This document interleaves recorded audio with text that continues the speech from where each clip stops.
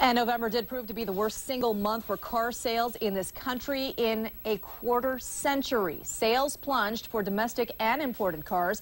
General Motors had the most severe losses. Joe Krier is joining us this morning. Krier Financial to talk more about the automakers. So good morning to you, Joe, first of all. Good morning, Stacy. What do the CEOs have to do to get their way? I mean, did they come to Congress with all of the things that congressional members wanted to hear? You know, that's a good question. And I don't know that they want to play all their cards just right now, because there's a couple of factors at play here. One is they're still dealing with a Bush administration that they'd much rather deal with an Obama administration.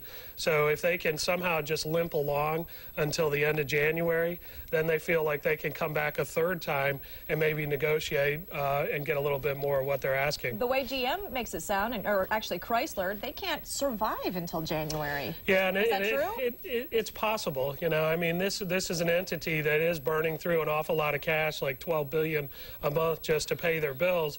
But, you know, you got to put this in perspective. They talk about bankruptcy as the end of the world and the end of all the suppliers and everything else. The truth is bankruptcy just means, okay, now we can negotiate with the unions and the banks on different terms where we have a judge standing behind us, not just, you know, a bunch more executives behind us. Yeah, and to answer that, they said that that's exactly what we're trying to do, just without having that official bankruptcy title, because they feel like that will kind of be the end of their suppliers and consumer confidence and whatnot. So you can understand that. Proposals to promise. This is what they're promising. More fuel-efficient cars, lower CEO salaries, lower benefits for employees, streamlined distribution process. Let's talk about those lower CEO salaries. They say, hey, I'm going to take $1 a year. What does that really mean?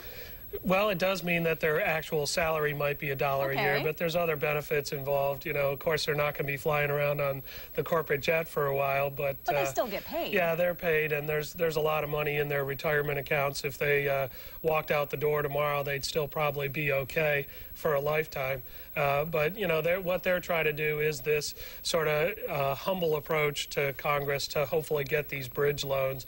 And, you know, they'll get through to next year. And ultimately, if the companies do not go bankrupt, they'll have stock options that are issued at these very low prices that they can make a fortune on 5 years down the road. Okay, we've talked about this a lot, what this means for our economy, because we're not Detroit, but we still have a lot of jobs related to the auto market. What do you think might happen?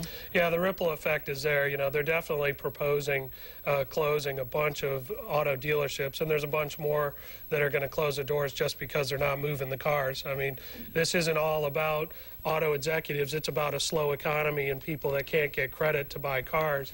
So, you know, we're going to see that fewer options as far as dealerships go, fewer options as far as servicing go. So it might be a little bit rough, but servicing on your vehicles here in Jacksonville is not going to go away. And when you say mixed, for the Southeast employment picture? It's good and bad, you know. I mean, there's some of the suppliers are going to go out of business, so that would hurt locally. But, you know, you've got Toyota, you've got all kinds of foreign automakers that are hiring non-Detroit workers to put cars together in the Southeast. So, you know, the job base, it could be a mixed blessing. And the union's obviously a big issue in this negotiation. We could talk another 10 minutes about that itself. Yeah, they have said that they're willing to make concessions. Their next big round of talks is 2010. So again, you limp to January, and then if they can limp to 2010, the UAW will definitely be meeting them halfway. All right, Joe Krier joining us live this morning to talk about the latest appeal to Congress and to taxpayers from the automakers. Thanks, Joe. Bruce,